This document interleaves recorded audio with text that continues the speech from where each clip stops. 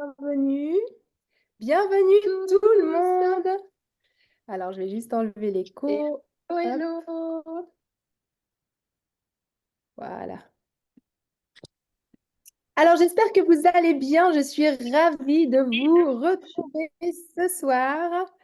Bienvenue, bienvenue. Installez-vous tranquillement. On va passer une bonne heure ensemble. Je crois que j'ai accepté tout le monde. Voilà, je mets juste en place les petits détails techniques.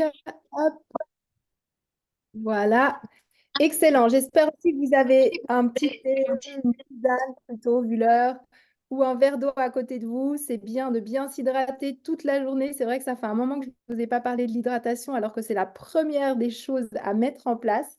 Je suis ravie de vous retrouver ce soir. Ça me fait tellement plaisir d'être là avec vous. Voilà, juste les personnes. Oh, t'es au top, Sandrine. Génial. Excellent. Voilà, parfait.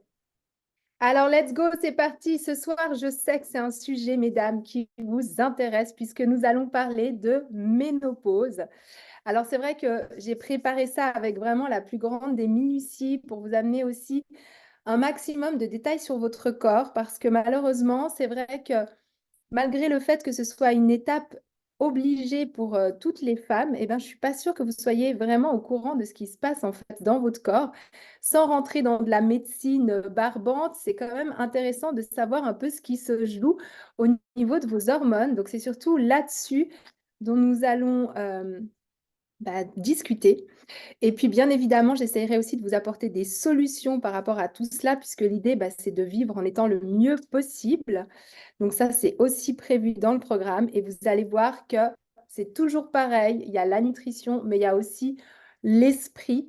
Hein, c'est vraiment cette harmonie entre les deux. C'est pour ça que je l'ai appelée d'ailleurs cette conférence nutrition, corps et esprit, hein, en harmonie, parce que vous allez voir, c'est vraiment un tout. Et d'autant plus quand on parle du sujet de la ménopause. Donc, bienvenue, je reconnais quelques têtes. Coucou Corinne. Dites-moi juste dans le chat si vous m'entendez bien, si vous me voyez bien. C'est important pour moi. Et puis, hop, voilà, sur Facebook, donc je suis en direct dans le groupe, mais n'hésitez pas à nous rejoindre en live Zoom. Je vous ai mis le lien, comme ça vous pouvez poser vos questions, profiter de l'énergie aussi du Zoom, c'est tellement plus sympa. Et puis pour toutes les personnes qui sont en replay, parce que malheureusement vous ne pouviez pas tout être là ce soir, eh bien bienvenue aussi et bon visionnage, YouTube aussi. Voilà, alors c'est parti. Donc aujourd'hui, on va vraiment donc se pencher, hein, sur cette étape de la femme qui est la ménopause. Et puis moi, j'ai un petit deal à vous faire parce que c'est vrai que je vais vous parler de choses pas super sympas. Il faut quand même l'avouer, ça donne pas très envie cette ménopause. Mais je vais vraiment tout de suite vous rassurer en vous, en vous promettant de faire en sorte que tous ces désagréments, en fait, il y a vraiment des propositions.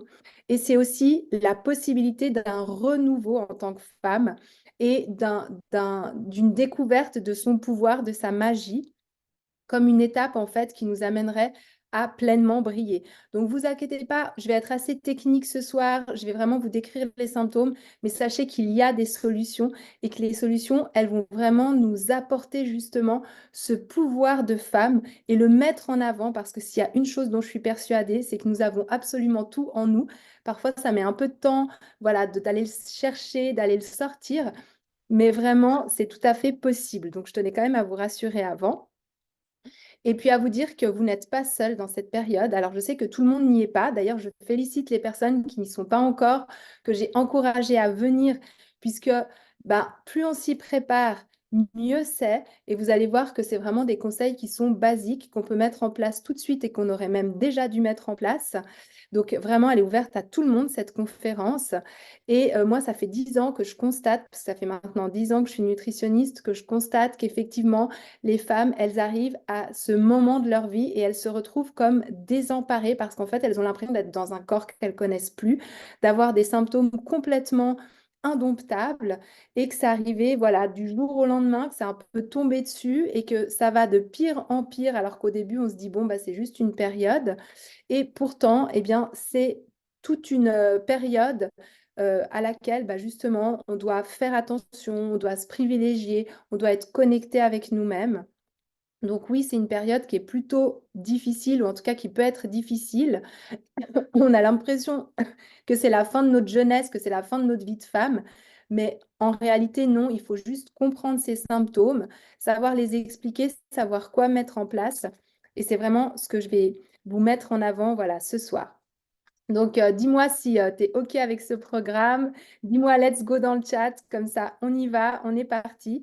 Et puis, je vais quand même me présenter pour les personnes qui ne me connaissent pas encore. Donc, moi, je suis Waïda, je suis nutritionniste. J'accompagne donc les femmes la plupart du temps entre 30 et 60 ans. Ça peut déborder un peu après, hein.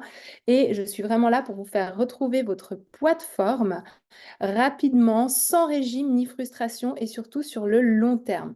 Donc moi, c'est vraiment là que je me situe en tant que nutritionniste. J'ai une approche qui est très particulière puisque j'ai monté ma méthode qui allie nutrition, psychologie et sport. Et pour moi, c'est vraiment le combo gagnant. Je vais vous en parler aussi ce soir. J'ai eu un article dans Marie-Claire que vous pouvez retrouver sur mes réseaux. J'ai tenu pendant longtemps aussi avec mon ex-mari un fitness, donc je connais bien le monde du fitness. J'ai aussi écrit un livre de recettes qui se compose essentiellement de salades au fil des saisons, qui est plein d'astuces, puisqu'à la fin de chaque recette, vous avez les bienfaits en fait de chaque aliment. Et là, on va vraiment parler de bienfaits ce soir des aliments, hein. Donc, tout ça, c'est répertorié dans le beau livre que j'ai fait avec Caroline Bourgeois, qui est styliste culinaire et qui a fait des magiques photos. Et ce livre, vous pouvez le commander sur mon site internet. Je vous mets hop, le lien dans le chat, comme ça va nous permettre, en plus de ça, de voir si le chat est bien actif. Voilà, et donc je vous mets le lien dans le chat. Vous pouvez aussi le télécharger en tant que PDF, ce qui est pas mal pratique quand on est un peu loin, notamment pour les Canadiens, même si je peux vous l'envoyer par la poste en France et en Suisse. Alors, chaque fois, je redécouvre tout, hein. Voilà. Et puis, du coup, je regarde, tout bon, super. Et oui, n'hésitez pas aussi à discuter entre vous dans le chat si vous voulez partager un peu vos expériences. C'est toujours très sympathique. Donc ça, c'est vraiment, il est là pour vous, ce chat. Et moi, ce que j'aimerais, c'est que ce soit aussi une conférence qui soit la plus interactive possible. Donc, toutes vos questions, posez-les. J'y répondrai peut-être plutôt à la fin parce que j'arrive pas à avoir un œil sur le chat et en même temps sur ma conférence, mais il n'y a pas de souci, je suis là pour y répondre. Donc, moi, voilà, comme je vous le disais, je suis maman de 4 enfants, j'ai 40 ans et je remarque que tout le capital santé, en fait, que j'ai construit dès mon plus jeune âge, parce que c'est vrai que j'ai toujours eu la chance d'être quand même assez sportive, puis assez ancrée dans le bien-être de manière générale. J'ai commencé le fitness, j'avais 16 ans, après des années de sport plutôt intenses, mais voilà, qui ne convenaient plus au niveau de la philosophie, puisque j'ai fait beaucoup de cheval et de patinage artistique, et c'est vrai que c'était des sports très compétitifs et j'avais beaucoup de peine avec ça.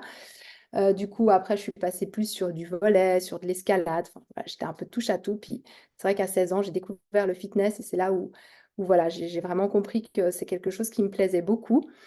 Et aujourd'hui, alors je vais dire, je suis quand même un peu moins sportive qu'avant, du fait de ma vie aussi, maman entrepreneuse. Mais voilà, mais je vois que je peux surfer maintenant sur une sorte de capital santé qui est très agréable. Mais que l'âge avançant, voilà, je suis comme tout le monde. Donc, il y a des fois où j'ai plus de peine à récupérer. Il y a des soucis que je n'avais pas avant que j'ai aujourd'hui.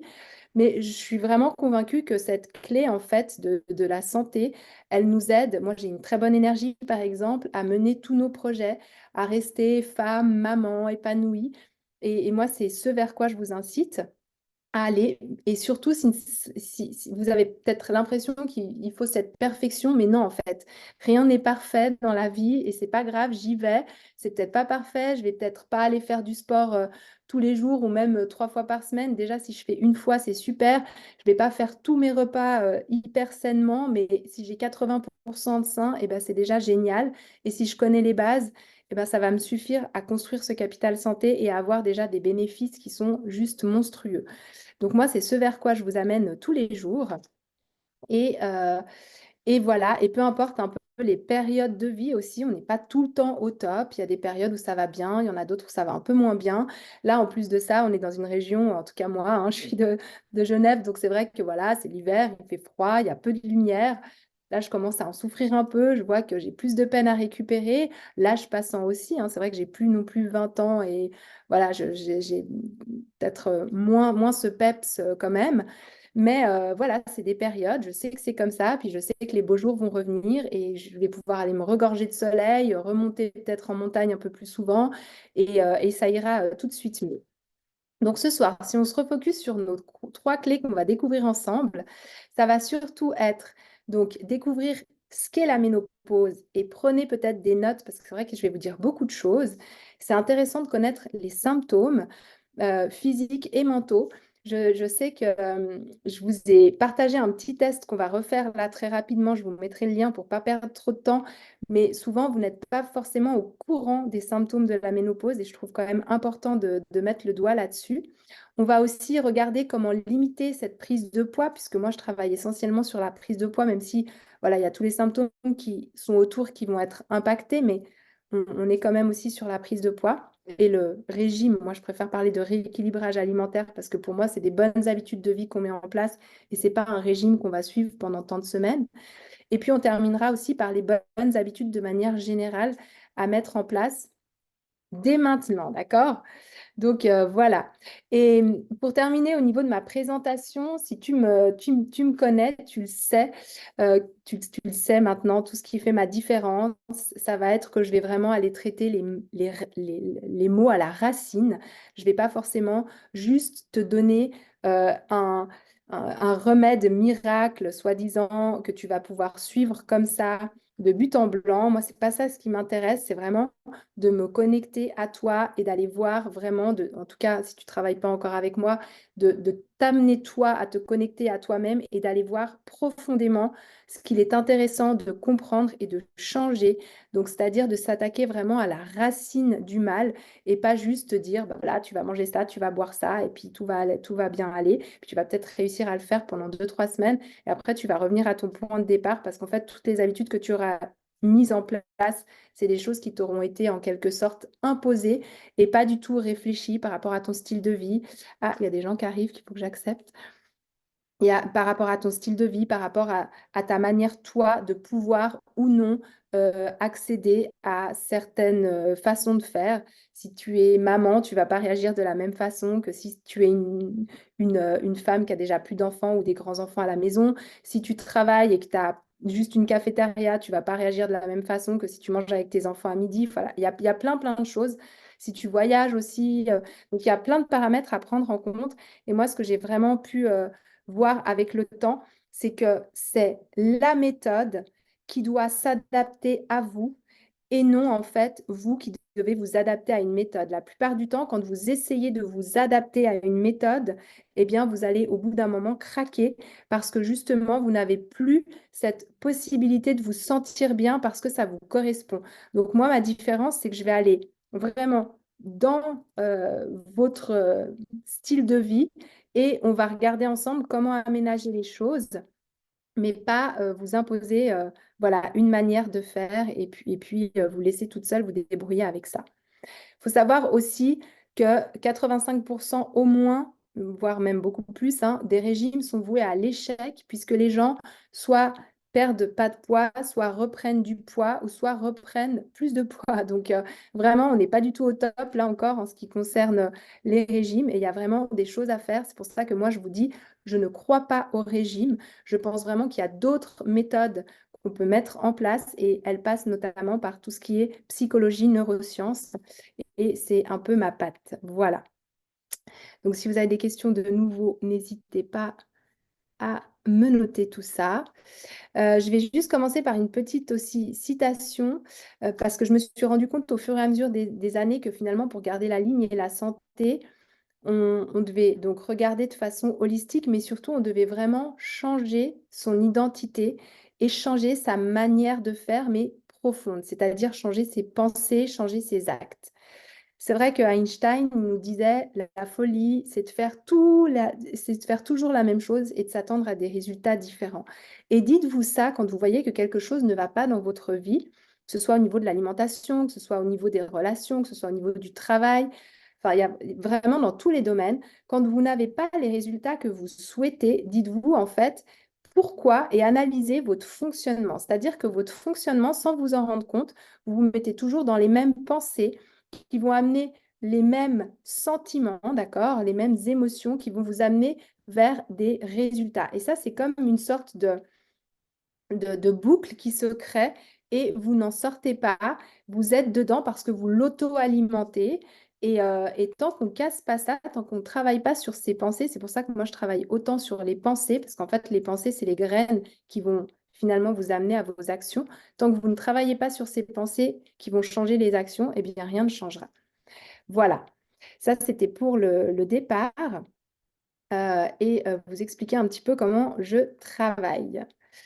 Donc, pour tout ça, voilà, c'est bon, je vous en ai parlé.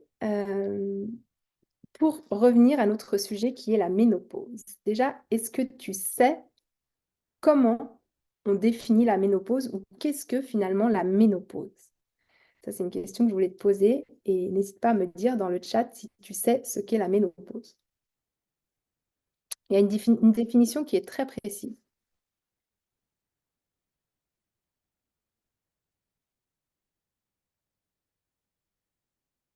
Donc ça me permet de vous coller aussi le futur lien que je vais vous mettre. Alors peut-être que certaines personnes l'ont déjà fait. Touc.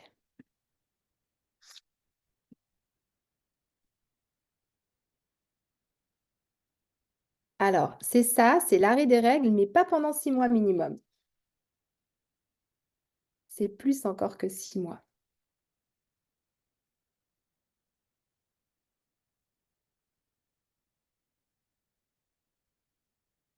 C'est ça. C'est l'arrêt des mois, bravo Corinne, pendant 12, l'arrêt des mois, l'arrêt des règles pendant 12 mois consécutifs. Donc, tant que vous avez des saignements, vous n'êtes pas ménopausé si vous n'avez pas arrêté de saigner depuis au moins 12 mois. D'accord? Donc là, déjà, on peut se dire, ah bah moi, je ne suis pas ménopausée et je suis déjà concernée. L'âge moyen de la ménopause se situe à 52 ans, sachant qu'il y a une période de 7 à 10 ans qui peut déjà vous amener à certains symptômes. Et cette période, en fait, avant la ménopause, on appelle ça la périménopause. Des fois, on entend préménopause, mais préménopause, c'est vraiment en fait tout ce qui est avant la ménopause, donc notre cycle entre guillemets normal. Et puis, entre la phase où ça commence à se dérégler et l'arrêt total des règles pendant 12 mois, eh bien, on appelle cette période la périménopause. D'accord? Et cette phase-là, eh bien, on commence à avoir petit à petit des symptômes. Pourquoi? Parce qu'en fait, d'un point de vue biologique, hein, on a ce qu'on appelle donc des petits follicules. Ce sont des petits sacs remplis de liquide dans nos ovaires qui contiennent donc un ovocyte qui est le pré-ovule. Et petit à petit, ça va s'épuiser. C'est pourtant ce qui nous amenait avant à la fertilité, d'accord? Donc, ce petit sac, eh ben, il va s'épuiser et il nous amène petit à petit à l'infertilité. Donc, pendant des années, les ovaires, ils ont bien fonctionné et ils ont produit des œstrogènes, de la progestérone. Puis, graduellement, en fait, les ovaires, ils vont ralentir leur fonctionnement et ils vont cesser de produire, du coup, les ovules, ce qui va entraîner une chute d'œstrogènes. Il n'y a pas que les œstrogènes, mais voilà, c'est entre autres l'hormone dont on parle beaucoup.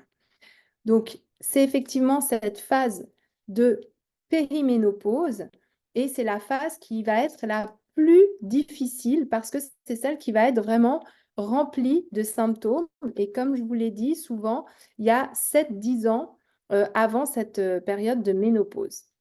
Donc, il y a même des personnes, en fait, qui vont l'avoir cette période pendant 20 ans. C'est-à-dire que ça peut commencer à 35 ans et tu n'es pas complètement ménopausée avant 55 ans. Et ça arrive. Et du coup, tu vas te traîner pendant 20 ans tous ces signaux dont on va parler. Ok, alors, quels sont les symptômes?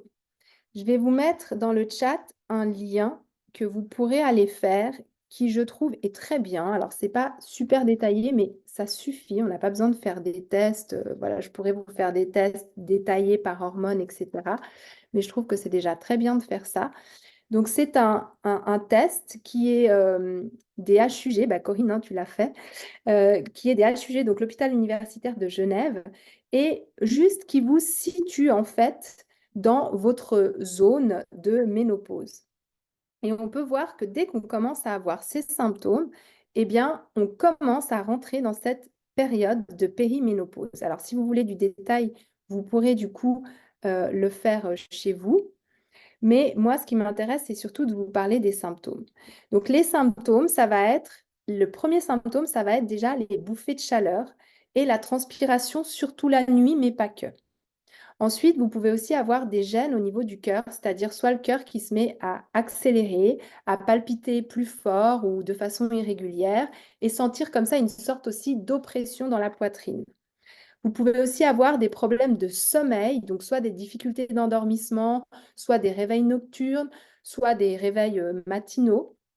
L'humeur aussi, elle va changer. Vous vous sentez plus déprimé, plus triste, au bord des larmes, un peu hypersensible comme ça. Parfois, on confond ça aussi avec le syndrome prémenstruel, hein. Avant nos règles, on peut avoir aussi tout ça, mais ça va être accentué en fait quand on commence à rentrer dans la phase de périménopause. On manque d'énergie, on a des sautes d'humeur. On peut se sentir aussi irrité, nerveux, stressé, et puis on a une sensation comme ça que tout notre environnement nous agresse. On a parfois de l'anxiété, une sensation de panique. On peut avoir aussi une grande fatigue physique et mentale, une fatigue aussi qui se ressent sur le plan intellectuel, donc le cerveau qui ralentit, on a moins l'impression d'être productive, donc on a une diminution des performances de règle générale, on a des problèmes de mémoire, on a une diminution de la concentration, on a tendance à oublier des choses. Tout ce qui est bien évidemment problème sexuel, donc un désir sexuel qui va baisser, une activité sexuelle qui nous amène moins de satisfaction, dû aussi à tout ce qui est sécheresse vaginale, brûlure du vagin, difficulté au rapport, donc ça aide pas. Ça peut être aussi sur le plan urinaire, difficulté à uriner ou un besoin croissant d'uriner, une incontinence parfois. Et il y a tout ce qui est aussi gêne musculaire, articulaire, douleur aux articulations, ça c'est hyper fréquent et les gens font rarement le lien avec la ménopause, enfin les femmes. Donc, gêne musculaire, articulaire, rhumatisme. Il y a aussi tout ce qui est problème de peau, euh, changement hein, de l'état de la peau. Mais en tous les cas, sur ce site, voilà, il vous répertorie déjà ces grands changements au niveau de la, de la santé physique et mentale. Et là, dites-moi dans le chat si vous étiez au courant de tous ces changements ou si vous apprenez des choses. Je vous en ai pas mal parlé sur les réseaux hein, cette semaine, mais c'est vrai que parfois, on n'est pas tout à fait au courant que ce sont des signaux de ménopause. Donc, n'hésitez pas à nous dire ce que vous en pensez dans le chat. Ça m'intéresse de savoir. Voilà. Donc ça, c'est un peu pour faire l'état des lieux. Ouais, je connaissais pas tout ça, hein. Bah oui. Puis il y a, on va parler aussi la chute de cheveux. Enfin, il y a vraiment, vous allez voir plein de choses. Là, c'est vraiment dans les grandes lignes. Et puis c'était surtout pour que vous puissiez avoir un test à faire si vous le souhaitez. Voilà. Donc, on a vu ces symptômes. Il faut vous dire que vous n'êtes pas seul. On n'est pas seul en tant que femme, puisque 85% des femmes qui commencent à rentrer en préménopause ou en périménopause ou qui sont voilà, en plein dans cette période ont des symptômes accommodants. Donc, 85% des femmes, c'est quand même pas mal. Et on va se retrouver dans un déséquilibre, surtout entre œstrogène et progestérone, qui sont ces deux grandes hormones de la ménopause.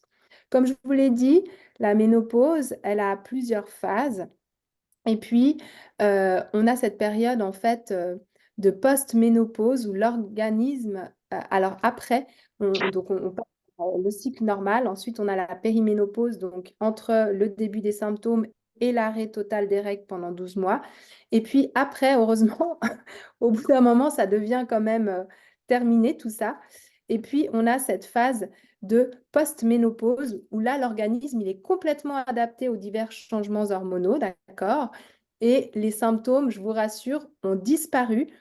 Euh, ceux comme les bouffées de chaleur, par exemple, ou les douleurs articulaires. Par contre, ce qui peut rester, et c'est là où vous allez comprendre toute l'importance aussi de déjà, dès maintenant, augmenter votre capital santé, ce qui peut persister, ça va être tout ce qui est sécheresse de la peau, sécheresse vaginale et perte de cheveux. Ça, c'est des choses qui, même après la ménopause, en fait, peuvent continuer.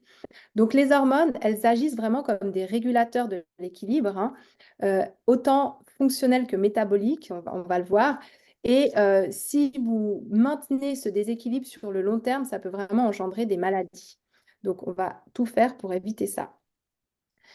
Ce qu'il faut comprendre aussi, c'est que c'est jamais le problème d'une seule hormone. Malheureusement, on va le voir, c'est un véritable chef-d'œuvre. C'est comme si c'était une symphonie. Voilà, c'est le mot que je cherchais, que j'ai noté, je crois, plus tard. C'est une symphonie entre les hormones. C'est-à-dire que même si tu traites une hormone, le truc, il est tellement en cascade que tu es obligé de tout traiter en même temps parce que tout est interconnecté.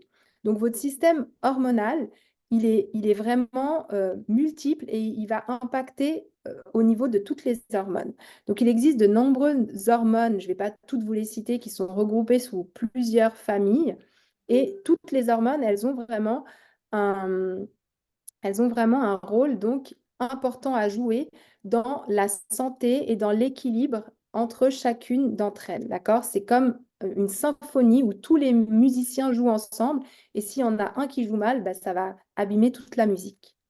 Donc pour maintenir cet équilibre hormonal, eh bien, on va voir, il y a plusieurs glandes qui collaborent entre elles et je vais vous les montrer parce que je trouve ça quand même intéressant. Alors, je retrouve ma petite image qui est là. Je vais vous faire un partage d'écran.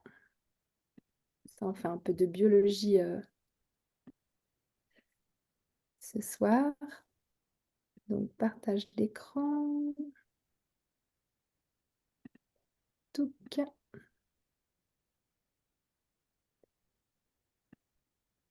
Hop. Voilà. Ici. Donc ça, ce sont en fait les différentes glandes qui vont participer à la formation des hormones. Donc vous en avez vraiment beaucoup. Bon, il y a juste les hommes et les femmes, hein. Mais en gros, tout est pareil, sauf effectivement au niveau des testicules et des ovaires, c'est le seul changement. Et vous voyez que déjà, on n'est pas sur une glande, mais il y en a plusieurs. Dans le cerveau, il y a deux glandes qui vont agir au niveau des hormones. Il y a la glande pinéale et il y a l'hypophyse. Après, vous avez la thyroïde, et ça, souvent, les femmes, vous le connaissez parce que quand on arrive à un certain âge, on a souvent, malheureusement, justement, la ménopause peut entraîner, la périménopause peut entraîner souvent de l'hypothyroïdie. Voilà. Donc ça, c'est un centre vraiment, on va le voir, la thyroïde, c'est tout ce qui régule notamment la température du corps. Ensuite, on a le thymus, on a le pancréas. Le pancréas, hyper important aussi, puisque c'est tout ce qui va sécréter l'insuline. L'insuline, c'est vraiment l'hormone, justement, hein, qui va nous permettre de réguler notre taux de sucre. On va en parler. Et puis, pour nous, les femmes, il y a les ovaires. Donc, quand on parle d'ovaires, ça va être, vous l'avez vu, au niveau des œstrogènes et de la progestérone surtout, mais il y a aussi la testostérone qui va être... euh, qui va jouer dans tout ça. Voilà. Donc ça, c'est déjà pour vous situer un petit peu l'histoire. J'arrête juste le partage d'écran. Et puis, donc, on les a vus, ces glandes, hein. Je ne vais pas revenir trop dessus. Voilà. Et j'aimerais... Et voilà. Donc, je vous rappelle que vraiment, toutes ces glandes et toutes ces hormones sont étroitement liées entre elles. Donc, on l'a vu, il y a l'insuline. Donc, l'insuline, c'est une hormone qui est sécrétée par le pancréas. Et, pardon, voilà, je trouve juste mes petites notes. Et elle va réguler ce métabolisme du sucre. Donc, moi, c'est quelque chose qui m'intéresse beaucoup parce que, bien évidemment, je suis nutritionniste. je travaille beaucoup avec l'équilibre en fait insulinique et ça va vraiment permettre d'avoir un taux de sucre qui est toujours idéal dans le corps et qui va nous éviter de faire ces fameux pics d'insuline qui est très embêtant à gérer pour le corps, d'accord?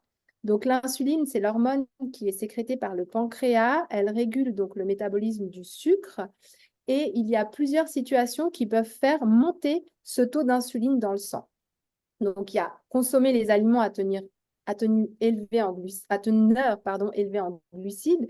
Ça, c'est sur quoi je peux vraiment vous aider au niveau de l'alimentation. C'est-à-dire que je le développe plus dans les autres conférences, mais il faut savoir que quand vous mangez, vous allez manger des aliments qui vont être plus ou moins riches en protéines, glucides et lipides. D'accord? Et tout ce qui est glucides, donc ce sont des sucres, ils peuvent être complexes ou ils peuvent être simples. Donc, c'est-à-dire que le taux de sucre va être différent suivant si c'est un, enfin, il va impacter différemment l'organisme suivant si c'est un glucide simple, complexe, etc.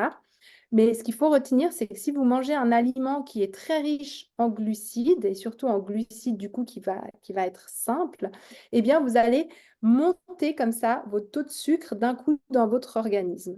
Et c'est très très dangereux pour la santé, parce que le sucre ne doit pas être en trop grande quantité dans le sang, sinon vous pouvez mourir carrément. Donc, qu'est-ce que vous faites? Eh bien, vous allez activer votre pancréas qui va déclencher l'insuline.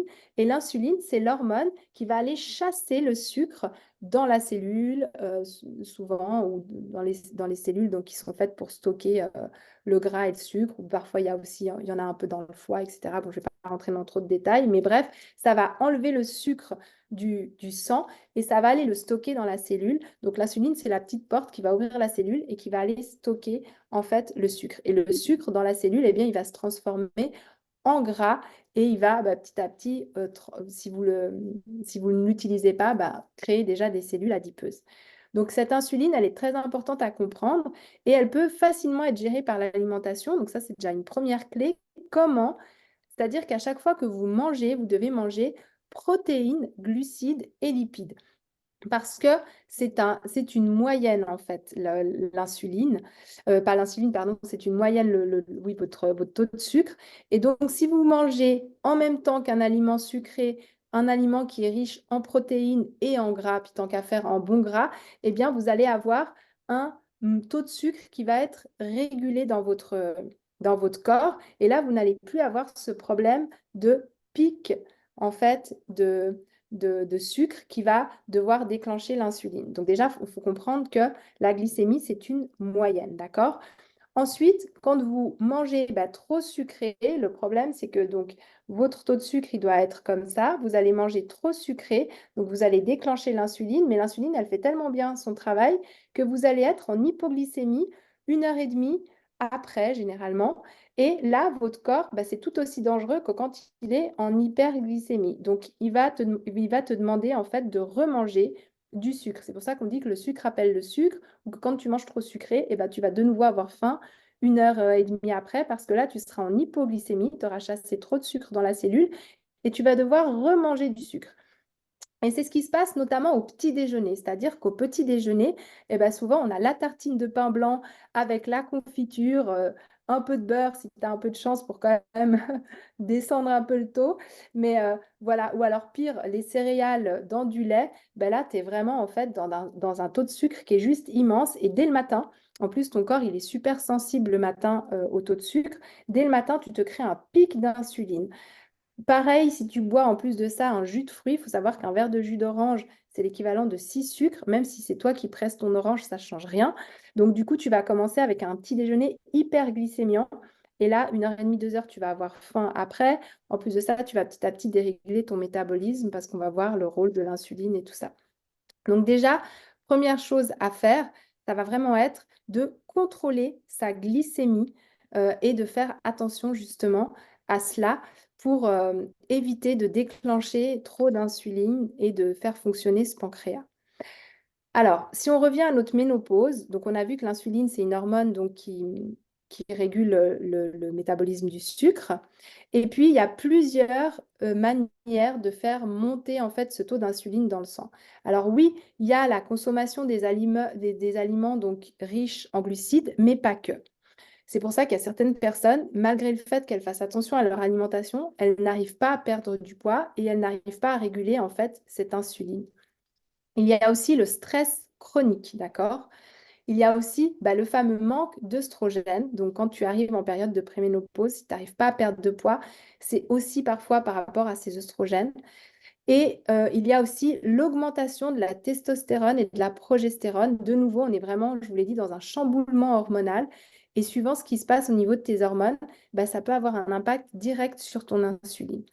Tu as aussi une perte de sensibilité à l'insuline, justement. On devient insulino-résistant qui va s'installer, qui est le début souvent d'un diabète, hein, malheureusement. Et là, tu as beau faire ce que tu veux, ton corps, il est plus sensible en fait à l'insuline. Et donc, tu crées du gras, tu crées du gras, tu crées du gras. En plus de ça, on peut avoir aussi un taux élevé en mauvais cholestérol qui est sécrété principalement par les glandes surrénales, donc qui vont moins bien fonctionner avec les ovaires qui commencent à moins produire. Et ça va aussi influencer la résistance à l'insuline. Tout comme aussi la baisse des hormones thyroïdiennes, quand elles commencent à baisser, et là aussi, ça peut impacter ce fameux taux de sucre dans le sang qui mène à un épuisement du pancréas, à une fatigue. Pareil, hein, cette fatigue, elle est aussi due à ce taux de sucre qui a de la peine à être régulé. Et du coup, petit à petit, il y a du surpoids qui s'installe et ça peut aller aussi jusqu'au diabète de type 2. Donc là, l'alimentation, elle joue un rôle, mais essentiel. Et il faut savoir que rien qu'avec l'alimentation, tu as 80% de chances de ramener le taux de sucre à un niveau de santé, en mettant les bonnes actions en place. Donc les bonnes actions en place, c'est quoi? Je le répète, ça va être de contrôler ta glycémie, jamais en ne mangeant que du sucre, que des aliments sucrés, parce que des fois, c'est pas du sucre-sucre, hein, ça peut être par exemple des féculents. Les féculents, ce sont du sucre. Donc, si tu manges, par exemple, une assiette de pâtes en te disant, je mets que des pâtes et puis je limite les dégâts, non, tu as meilleur temps de mettre peut-être un peu d'huile, un peu de bonne huile et puis surtout des légumes parce que les fibres, ça va ralentir la glycémie. Et puis, les bonnes huiles, pareil aussi, ça va diminuer en fait ton taux de sucre. Et toujours, toujours mettre une protéine dans chacun de vos repas. Parce que la protéine, justement, elle va lisser ce taux de sucre. Je vous rappelle, c'est une moyenne, la glycémie. Donc, si vous mangez euh, vos pâtes, alors je sais que vous êtes pas, vous êtes quand même sensible à ça et vous allez plutôt aller vers des choses saines, mais si je prends par exemple l'exemple d'une salade, si vous prenez juste de la salade, vous allez mourir de faim après parce que vous n'avez pas de protéines.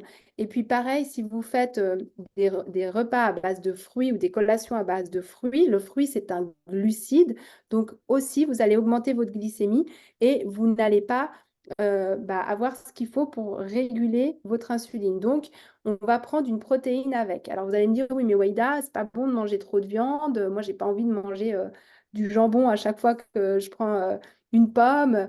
Alors, il n'y a pas que les protéines animales, d'accord? Les protéines, bien sûr, on peut être sur de la viande, du poisson.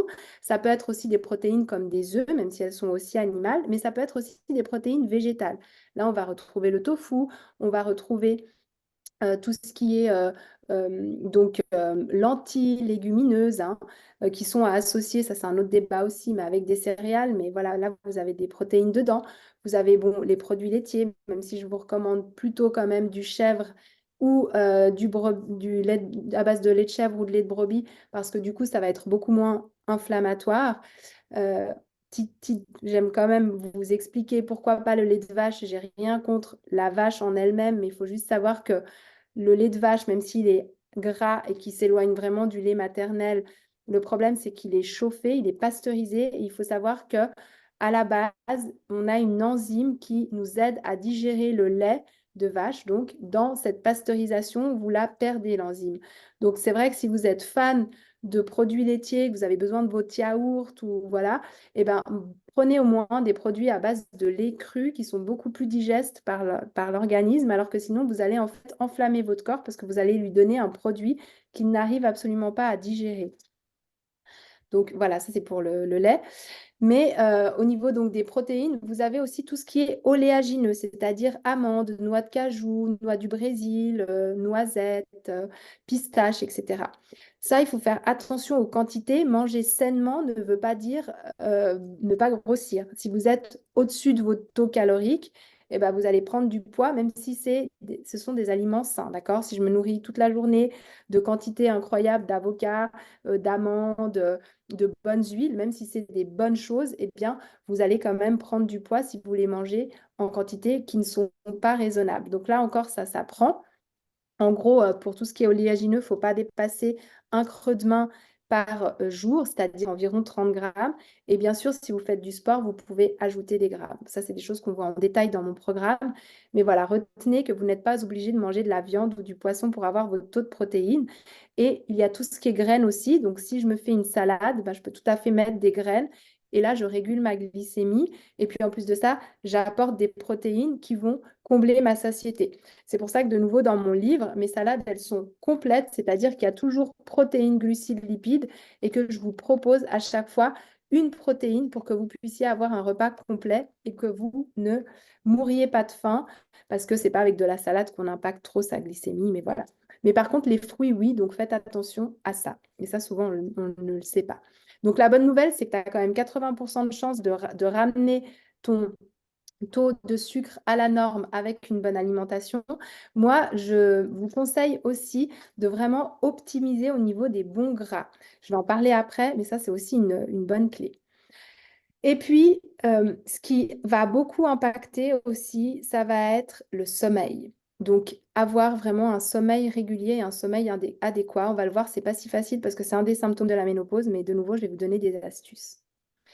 On va parler aussi du cholestérol et de la ménopause. À la ménopause, il faut savoir que les ovaires, ne vont plus utiliser le cholestérol pour fabriquer les hormones sexuelles. Donc au départ, tu avais du cholestérol qui était important parce qu'il était détruit tous les mois pour fabriquer les hormones sexuelles. Quand les ovaires meurent, hein, quand vous n'avez plus cette production en fait d'hormones, eh bien, on remarque du coup une hausse du cholestérol sanguin.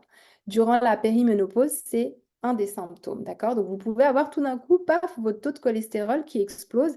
C'est simplement parce que vous ne fabriquez plus ou vous fabriquez moins d'hormones sexuelles. Donc, ce qui va se passer, ça va aussi être que le cortisol, qui est une autre hormone, il va s'élever et il va empêcher en fait l'insuline d'être stable. Donc, encore une fois, tout est vraiment lié. Le cortisol, c'est quoi? On a l'habitude de voir le cortisol comme étant l'hormone du stress, mais le cortisol, c'est aussi l'hormone qui permet au corps humain de fonctionner en lui amenant de l'énergie. C'est ce qu'on va faire aussi quand on va faire du sport. Eh ben, on va apporter au corps du cortisol et ça va nous permettre d'avoir une énergie comme ça. Sauf que souvent, on la fabrique quand on dort. Donc, pendant que tu dors, en fait, ton corps, il va fabriquer une réserve de cortisol et ensuite, tu vas le diffuser au fur et à mesure de la journée. Donc, le cortisol, il va réguler plusieurs fonctions dans le corps et il va être responsable de ton bon ratio aussi entre la testostérone, les oestrogènes, l'insuline, enfin toutes ces hormones qu'on est en train de voir ensemble. Tout ça pour t'expliquer que ce fameux taux de cortisol, il va expliquer une possible grande fatigue. Je t'ai mis une image pour te montrer. Hop, c'était dans l'un de mes livres. Donc ça, c'est une femme qui est périménopausée. Tac. Est-ce que tu vois l'image? Je suis pas sûre qu'on la voit. Non, peut-être pas encore, hein. Non. Alors, on va partager l'écran comme il faut. Partager. Touc. Voilà. Donc ça, c'est une femme donc, qui a son taux de cortisol qui n'est pas adéquat. Pourquoi? Parce qu'il est beaucoup plus bas. Donc on voit qu'en gris, c'est le taux normal de cortisol qu'on doit avoir en fonction de la journée et le taux de la patiente. Donc normalement, tu stockes durant la nuit, d'accord, ton cortisol et au fur et à mesure de la journée, tu vas l'épuiser. Sauf que qu'est-ce qui se passe? Comme tu dors mal parfois, eh bien, tu ne vas pas avoir le temps de reproduire ce stock de cortisol.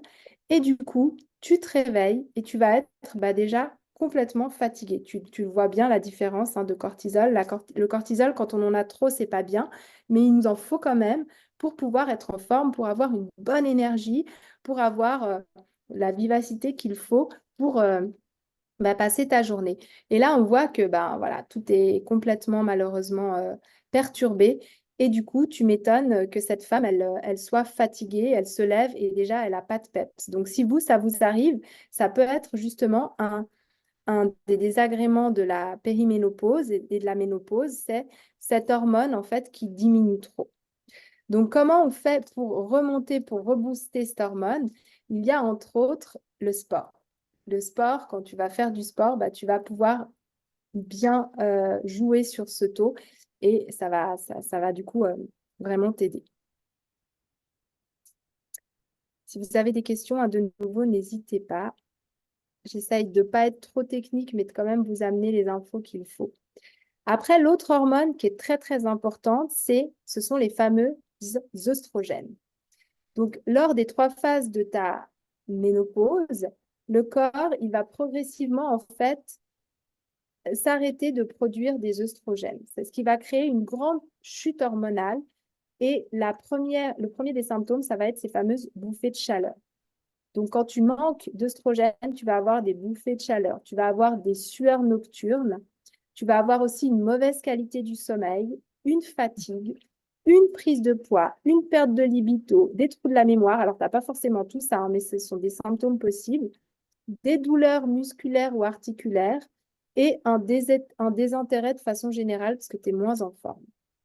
Donc, il convient de compenser le déficit vraiment pour maintenir tout ça et pas tomber dans ces symptômes. Les œstrogènes, c'est aussi très important pour tout ce qui est santé neurologique, donc prévenir Alzheimer, Parkinson, etc. Je t'ai aussi mis une image qui montre en quoi la chute des œstrogènes est grande avec le temps, pour te montrer un petit peu à quoi ça correspond. Donc, à 20 ans, on n'a pas encore tout à fait atteint notre taux idéal, on va dire, d'œstrogène, d'accord? À 25 ans, c'est bon. Et déjà, on voit qu'à partir de 30 ans, ça commence à baisser. 35 ans encore plus, 40 ans là, voilà. Et puis, tu le vois, en 50, ça commence à être la cata. Forcément, tes ovaires, ils fonctionnent moins. Et puis, 60, quasi plus. Donc, ça te montre un petit peu où on arrive au fur et à mesure du temps. Donc, c'est vrai que c'est super important de réussir à gérer ce taux d'œstrogène parce que sinon, tu l'as vu, quand tu n'as pas assez d'œstrogène dans le corps, il peut se passer tout ça. Donc, de nouveau, vous inquiétez pas, je vais vous expliquer comment faire. Après, l'autre hormone dont je voulais aussi vous parler, c'est celle de la progestérone. C'est aussi la première hormone dont le taux chute durant la périménopause. Et physiquement, eh bien, on voit que ça se manifeste par des saignements qui vont devenir beaucoup plus abondants au niveau de nos règles. On peut aussi avoir une sorte de congestion mammaire ou pelvienne, et puis de nouveau des douleurs articulaires ou inflammatoires, de l'insomnie. Et sur le plan psychologique, vraiment cette irritabilité et puis ces syndromes prémenstruels qui sont très, très forts, d'accord? Un symptôme aussi d'anxiété, de dépression, cette baisse marquée voilà, au niveau de la vivacité, un stress parfois qui devient chronique, et puis vraiment ce manque de sommeil qui va devenir répétitif. Ça, c'est un grand manque de progestérone, d'accord? Et puis ensuite, vous avez la testostérone. Donc ça, c'est une hormone qui doit quand même être produite et qui vous amène de la libido, qui a une influence aussi sur le maintien du poids, sur la masse musculaire, parce que malheureusement, on va perdre notre masse musculaire quand on arrive en période de périménopause. Sur la densité osseuse, c'est ce qui fait qu'on a des risques d'ostéoporose. Et puis, de nouveau, la testostérone, elle a aussi un lien dans le maintien de l'équilibre de la glycémie. D'accord?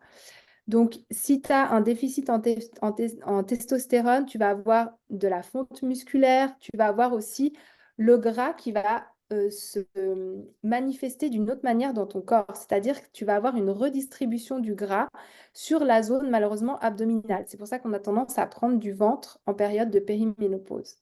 Tu vas aussi avoir un manque d'énergie, une humeur qui va tendre vers la dépression. De nouveau, ce cholestérol aussi qui va mal être régulé. Et puis, c'est par rapport à la testostérone qu'on voit aussi un changement au niveau de la texture capillaire. Comme je l'ai dit, la baisse de la libido et puis un déséquilibre glycémique.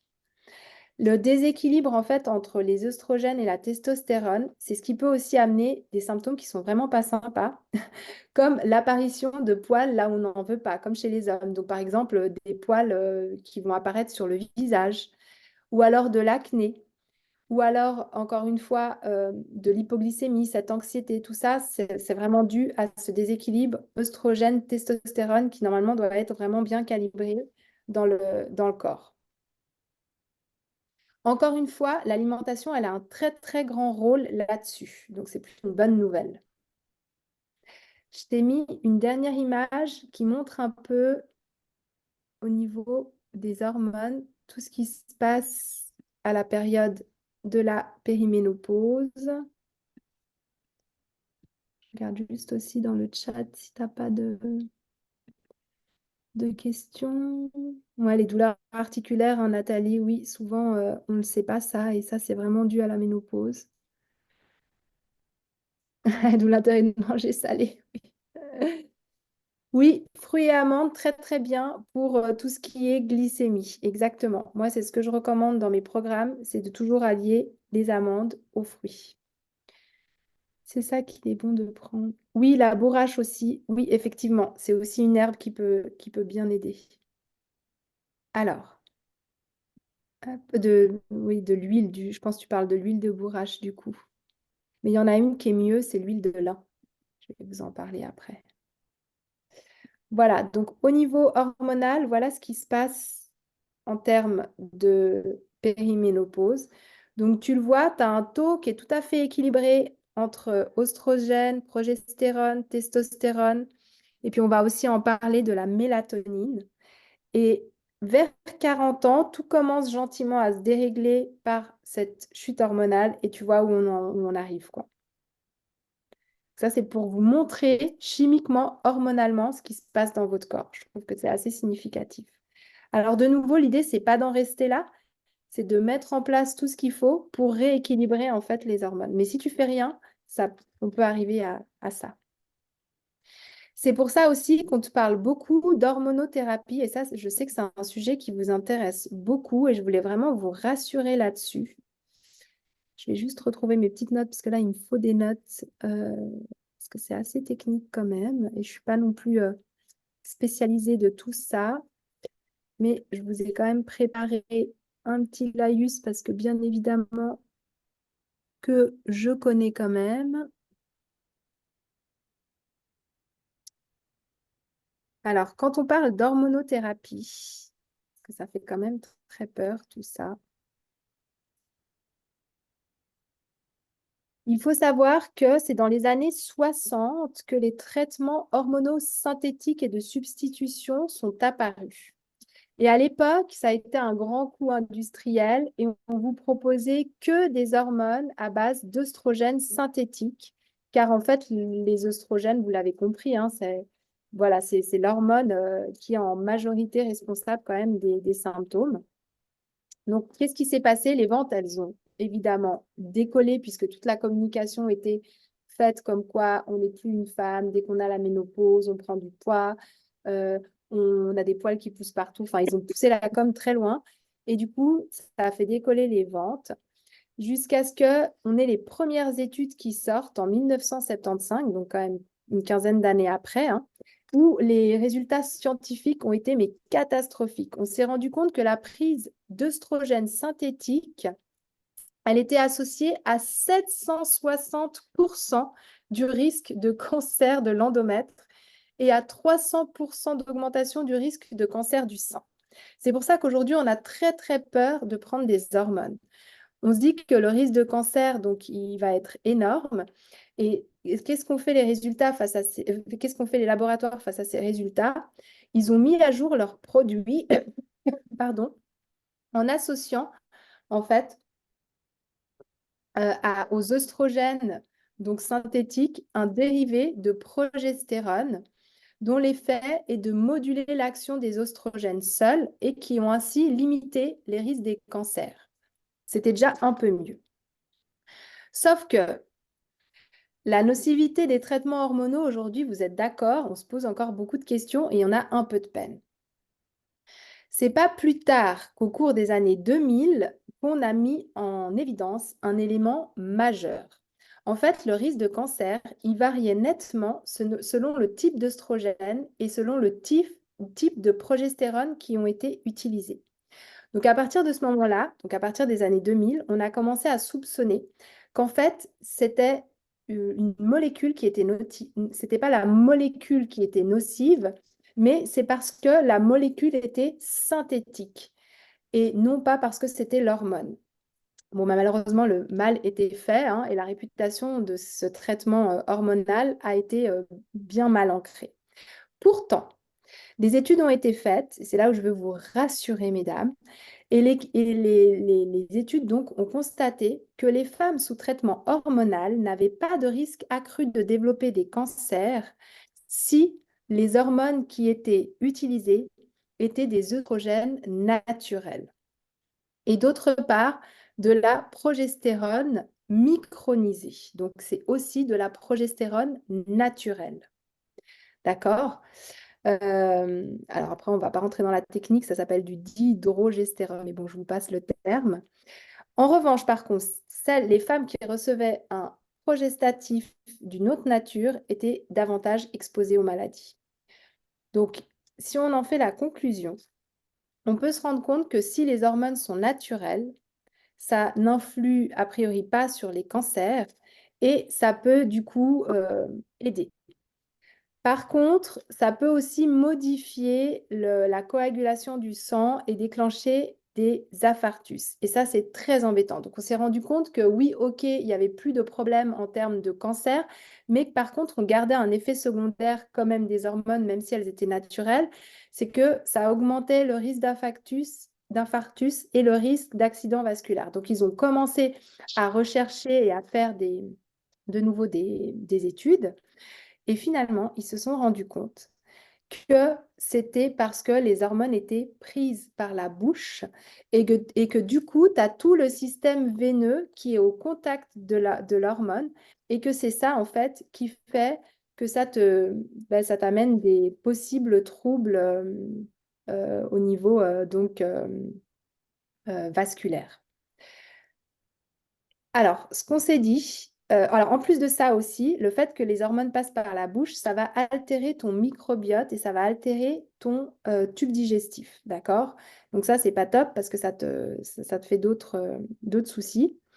Et donc, c'est pour ça que, mesdames, très probablement, si vous êtes renseignées au niveau des hormones et si vous êtes aussi allé voir des naturopathes, maintenant, on vous dit d'arrêter de prendre des œstrogènes par voie orale, mais par contre, que vous pouvez utiliser des œstrogènes par voie cutanée. Donc, on se passe un gel sur la peau tous les soirs, tous les matins. Moi, j'ai beaucoup de clientes qui viennent me dire, oh là là, j'ai vraiment trop de symptômes de préménopause, de périménopause. Je suis allée voir mon naturopathe ou je suis allée voir mon gynéco. Je n'ai pas voulu d'hormones, mais par contre, on m'a dit qu'il n'y avait aucun risque avec les gels sur la peau. Et c'est vrai, en fait. Donc, tu peux utiliser de la progestérone, des œstrogènes par voie cutanée. Et ça, il n'y aura pas de souci avec ça à partir du moment où ils sont naturels. Donc, ça, c'est déjà une première chose que je voulais te faire passer. Première chose, bien évidemment, c'est mettre en place un plan alimentaire, mettre en place un plan de vie, c'est-à-dire réintégrer le sport, t'aider à avoir un meilleur sommeil et puis contrôler ton stress, ta gestion des émotions. Ça, c'est vraiment the number one et on ne peut pas y couper, d'accord? Si malgré ça, tu continues à avoir des symptômes très forts, ce qui se passe pour certaines femmes, ne va pas te gâcher 10 ans de ta vie à avoir des choses invivables, pas du tout. Tu peux faire le pas pour des hormones, mais fais attention à ce qu'elles soient donc plutôt localisée par là au niveau de la peau. Ça, c'est pour les œstrogènes. Mais malheureusement, la progestérone, eh bien, elle passe très mal par la peau. Et là, de nouveau, c'est pas bon de la prendre à l'oral pour les raisons que je t'ai citées. Donc, on s'est rendu compte que pour ce qui est progestérone, il faut opter pour la voie vaginale. Donc, c'est en fait une gélule que tu introduis dans le vagin une fois par jour. Généralement, c'est plutôt le soir. Et ce sont des œstrogènes, de la progestérone naturelle, et qui va donc avoir un traitement complètement efficace et plutôt safe par rapport à cette ménopause. De nouveau, c'est en rien une nécessité, mais je voulais vraiment, vraiment te rassurer là-dessus parce qu'on entend un peu de tout, de rien. Et puis, la plupart du temps, maintenant, quand tu vas voir ton gynéco, il te dit, mais non, il n'y a plus de risque, t'inquiète pas. Et je trouve que c'est pas très clair ce message, donc j'espère t'avoir voilà, éclairé sur le sujet des hormones. Dis-moi si ça t'a éclairé. Oui, il y a exactement, alors je rebondis en même temps hein, sur ce que vous mettez, il y a effectivement l'ashwagandha, ganda, je ne sais pas si ça se dit trop comme ça, mais ça c'est effectivement très très bon aussi pour tout ce qui est bouffée de chaleur. Je vais en parler aussi hein, du dodo et de ce qu'on peut faire. Tant mieux si ça te rafraîchit, c'est cool. Voilà, donc ça peut être la crème ou les patchs, hein, effectivement. Donc ça c'est très bien, très bien. Ok. Mais encore une fois, hein, le number one, ça va être vraiment l'alimentation et le mode de vie. Alors après, si je reprends mon petit plan, touc. Oui, naturel. Alors, je ne veux pas te dire de bêtises. Je me demande, peut-être Sandrine, tu sais, je crois que c'est les juments, hein, mais les œstrogènes des juments qu'on utilise. Mais je ne veux pas te dire de bêtises. Alors, je vous ai dit, je ne suis pas hyper calée et spécialisée là-dedans. Il me semble avoir entendu ça, mais je ne peux pas te le certifier. Donc oui, en tout cas, c'est naturel. C'est un mélange sympathique. Mais voilà, faudrait, je t'avoue, je vais aller voir après parce que je suis pas très certaine. Avec plaisir, Corinne. Alors, ensuite, que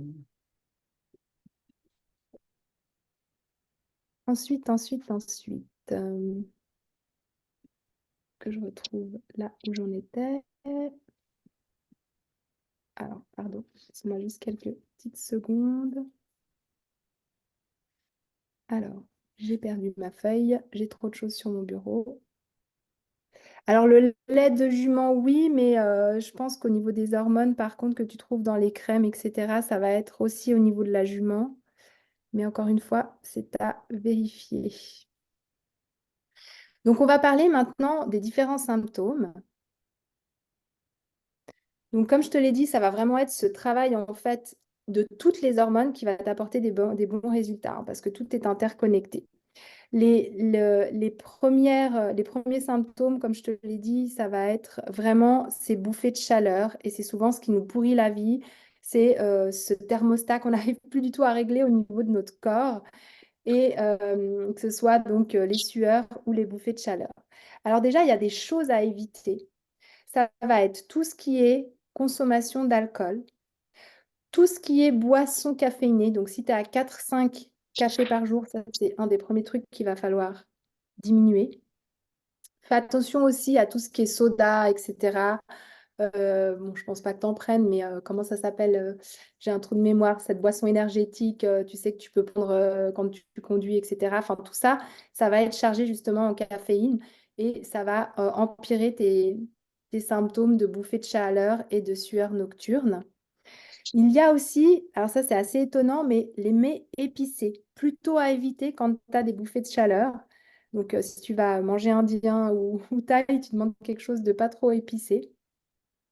Tout ce qui est aussi température ambiante élevée. Il y a les vêtements serrés qui t'aident pas. Et il y a bien évidemment aussi le tabagisme. Donc ça, c'est déjà des choses que tu dois diminuer, voire éliminer si possible. Et puis après, au niveau de l'alimentation, on va essayer d'avoir une alimentation qui contiendra le plus possible de phytoœstrogènes. Donc oui, oui, les hormones sont aussi dans le végétal. Donc c'est une alimentation végétale qu'on va retrouver beaucoup, donc les phytoestrogènes, on va beaucoup les retrouver dans tout ce qui est soja et dérivés du soja. Donc, axé sur tout ce qui est tofu, tempeh, soja. Alors, parfois, on a une mauvaise idée du soja parce qu'on voit ce truc blanc, sans goût et tout. Maintenant, franchement, regoutez. Ils font plein de soja. Vous allez en magasin bio, vous allez même sur les marchés. Parfois, vous avez des artisans qui vous font plein de sortes de soja et on arrive à, pas de soja, pardon, de tofu, et on arrive à trouver des choses qui passent beaucoup mieux qu'avant et qui sont beaucoup moins forts aussi en bouche qu'avant. On a aussi tout ce qui est lucerne, les haricots mungo, vous savez, c'est les petits haricots blancs là, germés que vous trouvez facilement dans le commerce. Ça, c'est très très bon pour tout ce qui est phytoestrogène. Vous avez aussi les haricots verts, tout bêtement. Et vous avez tout ce qui est pois chiches, lentilles, surtout les pois chiches. Vous avez les noix, euh, les graines de lin aussi et les grains entiers. Donc, si vous voulez vous faire plaisir de temps en temps avec du pain ou avec même des féculents, prenez plutôt tout ce qui est avoine, seigle et ces grains entiers. Vous avez les graines de courge ou de citrouille. Vous avez les graines de tournesol. Vous avez donc tout ce qui est légumineuse, c'est-à-dire, je vous l'ai dit, hein, lentilles, pois chiches, pois cassés. Vous avez tout ce qui est aussi petits fruits. Alors ça, c'est plus en période d'été, mais tout ce qui est petits fruits rouges qui est bourré d'antioxydants. Donc framboises, myrtilles, fraises, ça, vous pouvez y aller en quantité quand même encore un peu limitée, hein, si vous cherchez surtout à perdre du poids. Vous avez l'ail cru qui est excellent aussi. Tout ce qui est pain de seigle, le thé vert, remplacez votre café par votre thé vert. Et puis le miso. Alors par contre, il faut prendre du bon miso. Vous ne prenez pas un truc industriel du supermarché, mais ça aide. Après, pour diminuer ces bouffées de chaleur, vous pouvez aussi faire une cure d'oméga 3.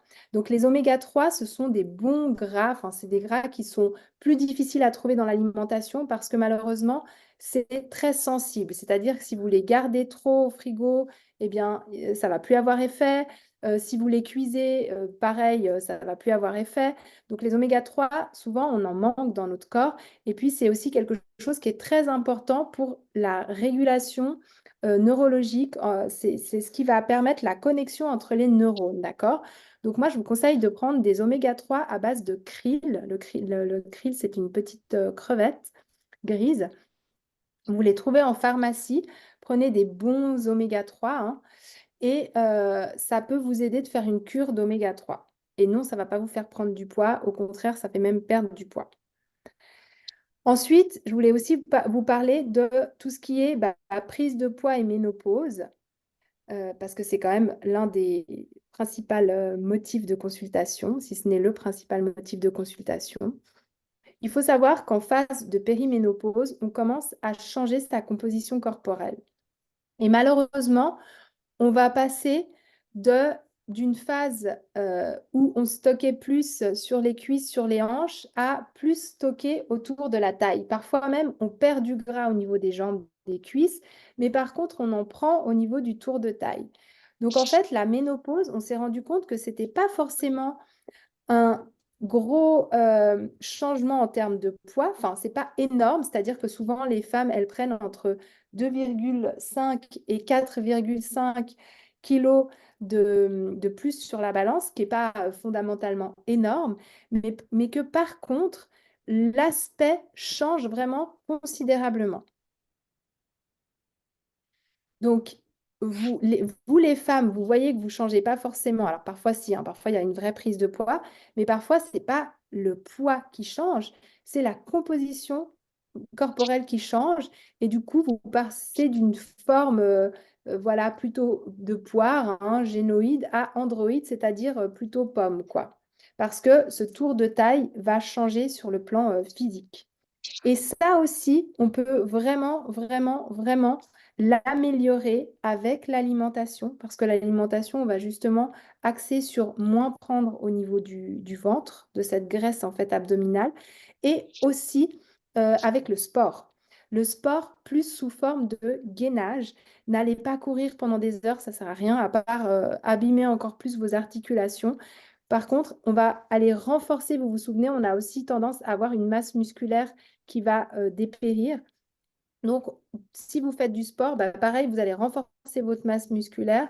Vous allez en plus augmenter votre métabolisme de base parce que vous allez augmenter votre muscle. Et plus vous avez de muscles, plus vous allez brûler de calories au repos.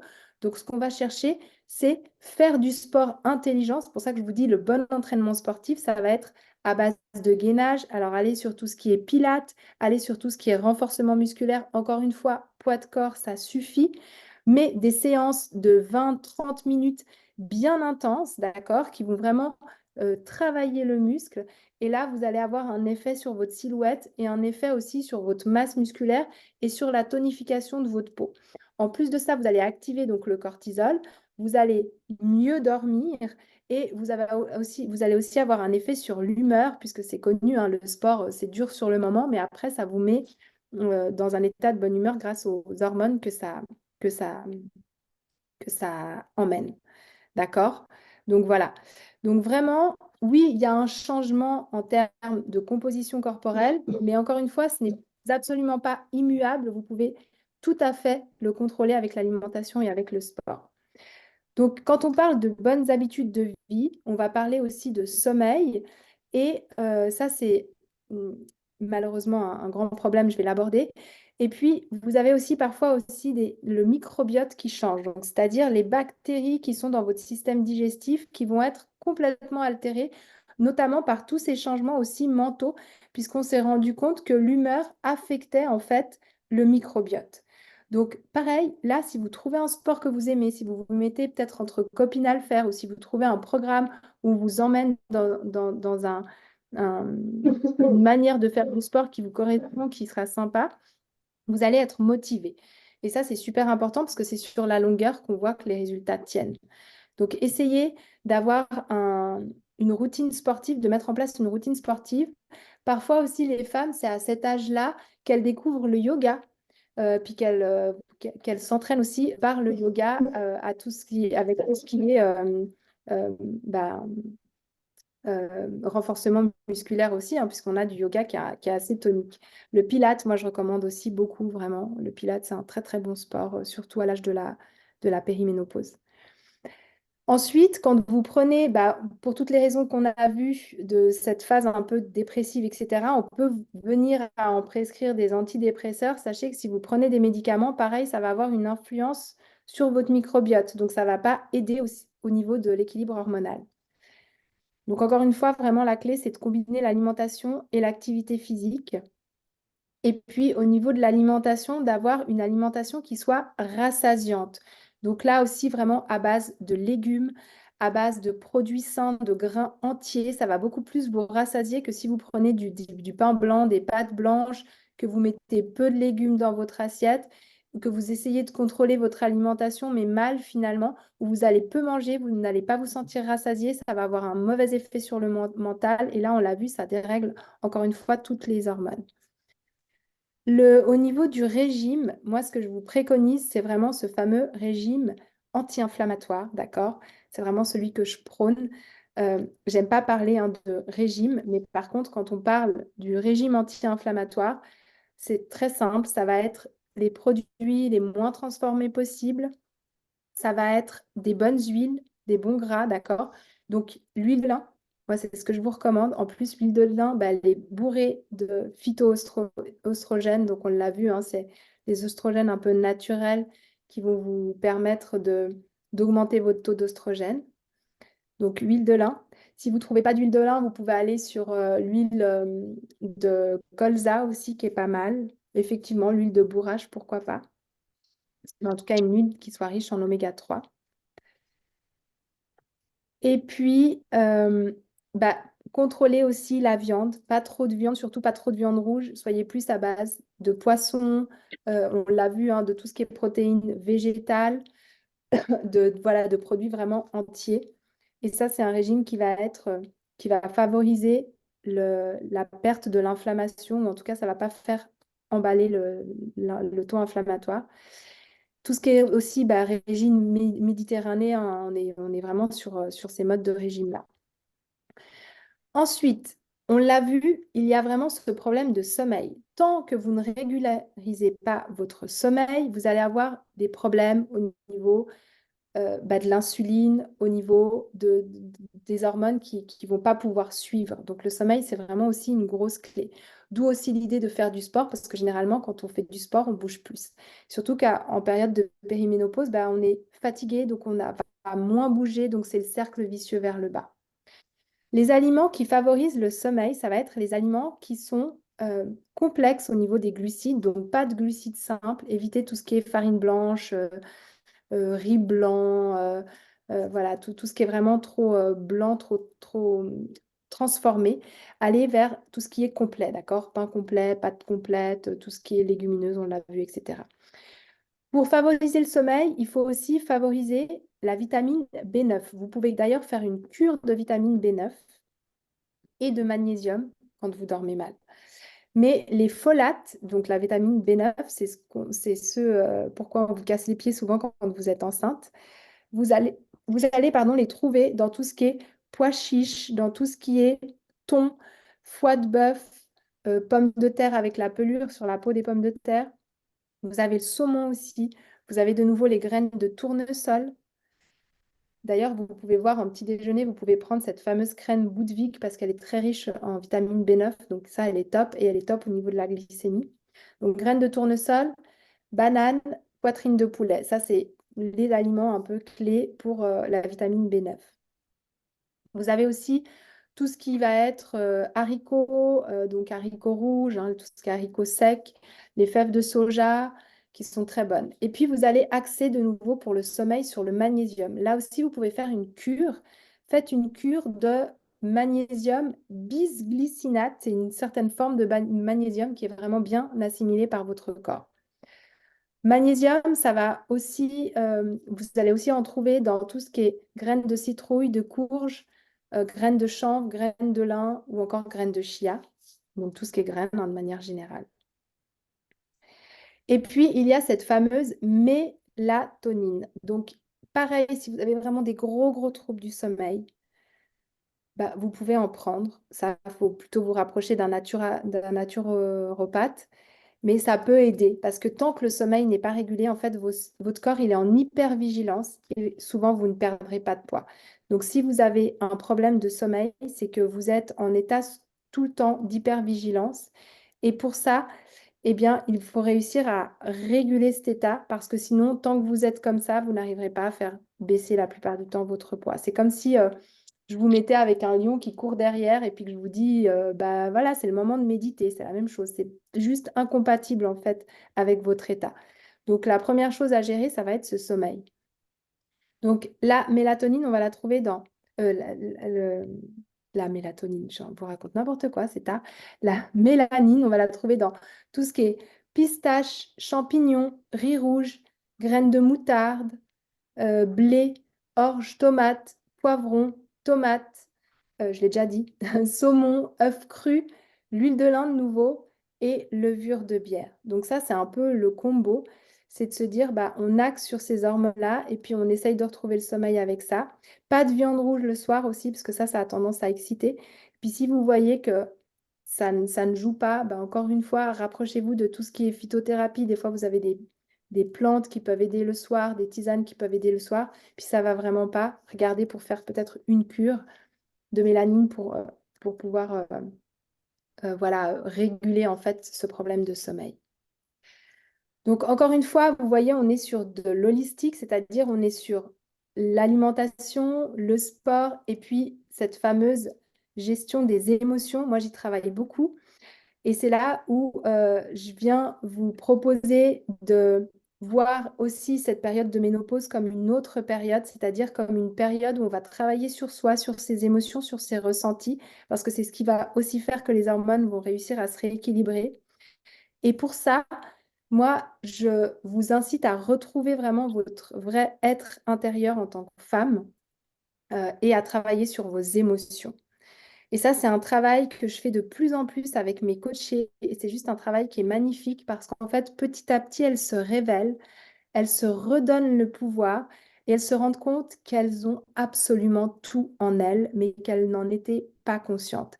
Et on tombe dans cette phase en fait de ménopause où on a l'impression de plus du tout contrôler son corps, de plus rien maîtriser de soi, alors qu'en réalité, c'est juste qu'on ne se connaît pas. Donc déjà, ce soir, j'espère et je pense vous avoir donné beaucoup de connaissances techniques un peu nécessaires pour déjà comprendre ce qui se passe en nous. Une fois qu'on a compris ce qui se passe en nous, on va essayer de le réguler. Et ça va aussi passer par tout ce côté gestion du stress, gestion du mental. Donc, oui, méditation, si vous y arrivez, c'est top. Oui, yoga, etc., c'est super. Mais parfois, c'est un travail un peu plus conscient et ça va être retrouver l'amour de soi ou le trouver des fois tout court avec vraiment qui je suis, quels sont mes objectifs, comment je me définis, comment j'arrive à vivre maintenant aussi dans cet état un peu plus d'hypersensibilité avec ma famille. Donc, ça veut dire que je vais devoir travailler sur mes valeurs, ça veut dire que je vais devoir travailler sur mes standards minimums, sur ce que je peux accepter ou pas des autres, apprendre à dire non, apprendre à avoir ma place dans la famille, à être bien en fait pour pouvoir être bien pour les autres. C'est pas de l'égoïsme du tout, c'est juste que comme ça, quand j'arrive auprès des autres, eh ben, je suis plus dans cet état de stress et de mal-être parce que j'ai mes kilos en trop, parce que je gère plus rien au niveau de mes émotions, parce que je dors mal en plus de ça, donc je suis hyper irritable dès le matin. Ça va vraiment être une harmonisation. Et c'est là où souvent la plupart des femmes qui commencent à rentrer dans ce processus, et c'est vraiment ce qu'on travaille encore une fois dans mon programme, eh bien, vous allez vous ouvrir en fait à un nouveau monde parce que vous allez remarquer que toute cette gestion émotionnelle, on ne nous l'a jamais apprise, mais elle est vraiment, vraiment présente et elle fait vraiment du bien. Euh, Moi, je collabore avec une de mes amies qui s'appelle Vanessa Sarah qui a un super compte sur un Insta et qui va travailler justement au niveau de tout ce soi et de tout ce changement du soi qui va passer aussi par le subconscient parce qu'on ne peut pas se changer comme ça du jour au lendemain. Souvent, on vous dit dans les motivateurs que vous allez trouver, oui, le changement, c'est d'un... Alors oui, bien sûr, tu décides de changer, tu prends la décision de changer. Mais changer en soi, ça implique vraiment un travail qui va être compliqué pour ton cerveau parce que, je te le rappelle, ton cerveau est fait de trois parties. Donc, tu as le cortex qui est la réflexion. Donc la réflexion, elle va te dire oui, oui, change, mais tu as aussi le limbique qui est l'émotionnel et ce limbique qui va dire non, non, moi je ressens cette émotion et c'est tout et c'est comme ça, il est dans l'imaginaire. C'est comme quand je te dis n'imagine pas un éléphant rose courir devant toi, tu vas tout de suite voir un éléphant rose parce que c'est ton limbique qui a pris le dessus. Génial, Sandrine. Ouais, elle est top, hein, Vanessa, Sarah. Hein. C'est ton limbique qui a pris le dessus et donc il va tout de suite t'envoyer l'émotion, d'accord? C'est comme action-réaction.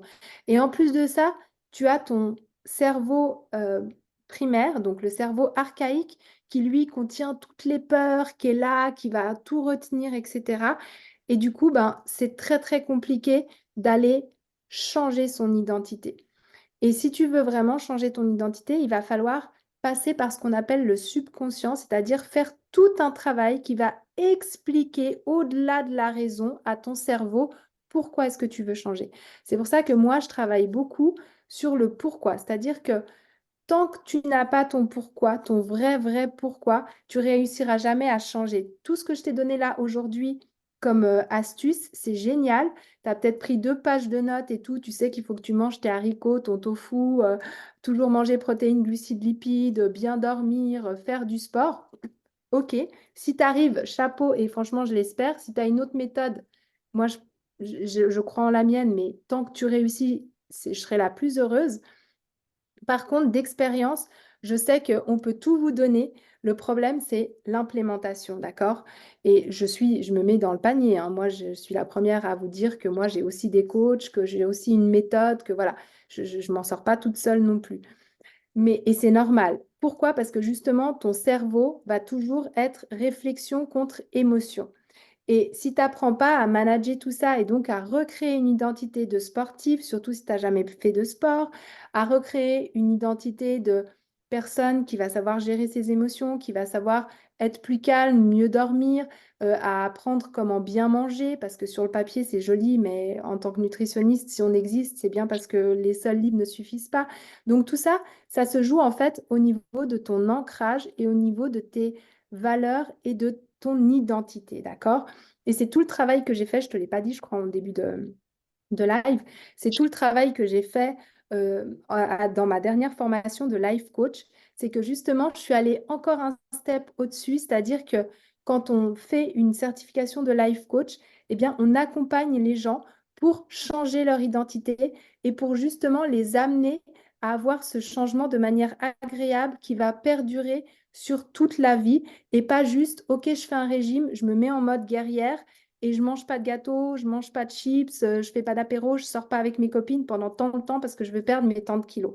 En plus de ça, on l'a vu, ça marche très bien quand tu as 20 ans, mais dès que les hormones s'en mêlent et que tu as cette cascade hormonale qui va se mettre en place, ça va être beaucoup plus compliqué de le tenir dans le temps. Alors que si tu passes par la porte changement identitaire, mon pourquoi, ce que je mets en place, comment je le mets en place. Encore une fois, c'est la méthode qui vient s'adapter à moi et c'est pas moi qui m'adapte à la méthode. Et ben c'est là où tu vas réussir à vraiment faire des magnifiques changements. Et ça, c'est juste surpuissant. Donc, voilà ce que j'ai pu t'apporter pour ce soir. Maintenant, là, ça va être l'heure des questions. Donc, n'hésite pas s'il y a encore des choses qui ne sont pas forcément claires pour toi. Pendant que je réponds à tes questions, je vais aussi te mettre le livret de mon offre dans le chat. Donc ça, c'est ce que je propose au niveau de mon programme d'accompagnement. Là, j'ai des places qui vont se réouvrir. Je t'avoue, c'est une période où ça part quand même assez vite. Donc, si tu es intéressé, n'hésite pas. Le PDF, tu peux le mettre de côté, tu peux le garder. Ou si tu es sur ton téléphone et que tu ne sais pas comment faire, de toute façon, tu peux toujours faire un screenshot, par exemple, de mon téléphone. Tu peux me contacter par WhatsApp. J'ai aucun souci avec ça. Moi, je fonctionne quasi qu'avec WhatsApp avec mes clientes ou sur Insta Facebook. Si tu me connais d'Insta Facebook, je mets un petit peu plus de temps à répondre, mais je te répondrai aussi. Ou maintenant dans le chat. Enfin, tu fais comme tu veux. Mais en tout cas, voilà, ça expose mon offre. Et moi, ce que j'apprécie, c'est vraiment de pouvoir suivre mes patientes, de pouvoir les mettre dans un environnement qui va vraiment leur permettre de réussir. Donc déjà, tu verras, j'ai 3 offres. Il y a une offre, alors qui peut très bien fonctionner, qui est l'offre basique où tu vas avoir en fait tout mon programme en ligne et tu vas suivre de manière autonome mon programme en ligne. Donc ça, c'est plutôt pour les personnes qui savent qu'elles sont disciplinées, mais qui ne savent pas très bien comment manger et qui savent pas s'y retrouver dans toute cette jungle un peu alimentaire qu'on amène et tous ces conseils, oui, il faut faire ça, il ne faut pas faire ça, etc.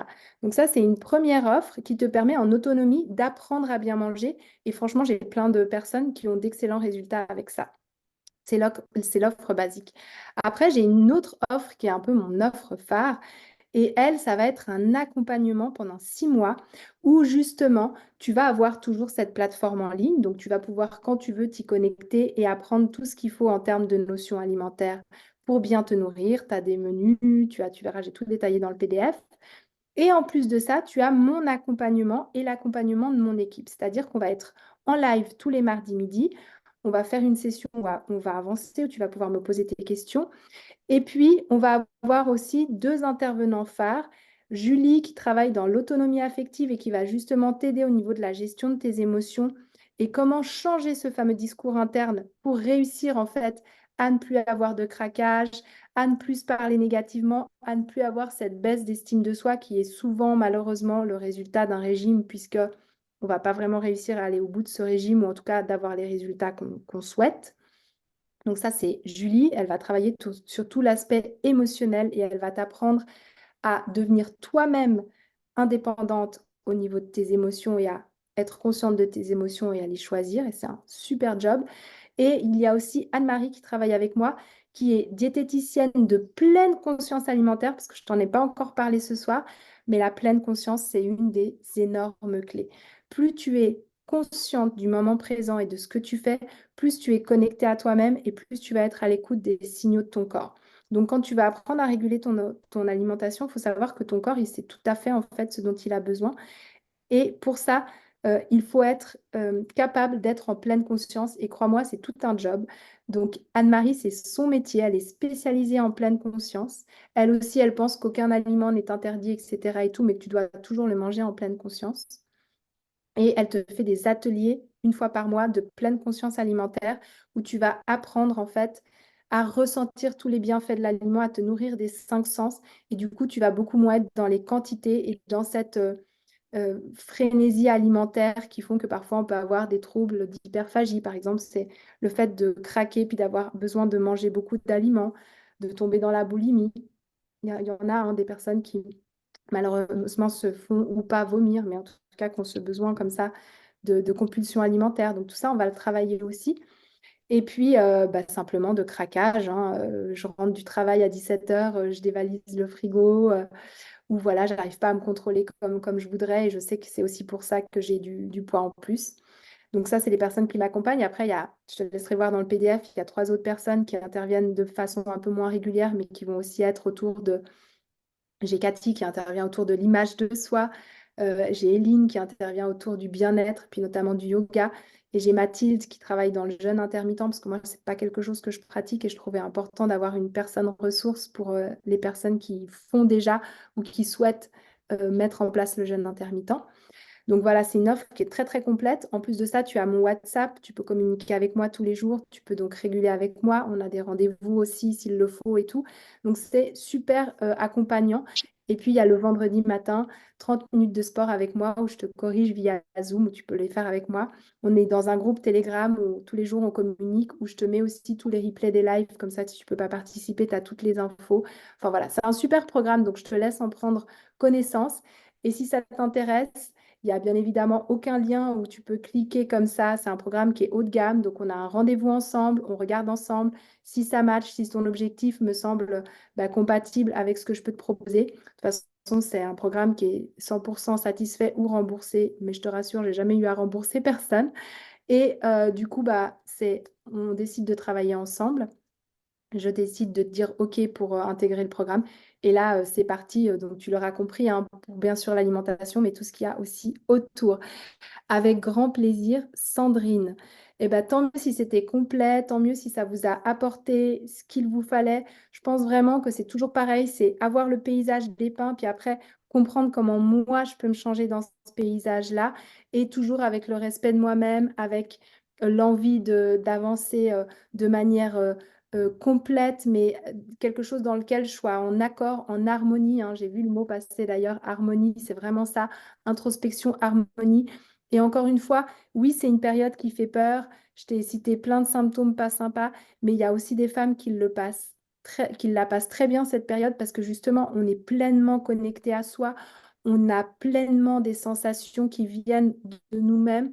Et c'est aussi un sacré renouveau qu'on peut mettre en place pour enfin s'octroyer cette place de femme et cette femme qui brille de l'intérieur. Voilà, donc ça peut vraiment, je te rassure, bien se passer. Et si je veux te dire quand même un mot de la fin, c'est que tu l'auras compris, tout ce que tu mets en place dès maintenant comme bonne habitude alimentaire, et ben forcément que ça va aussi avoir un impact sur tous ces symptômes.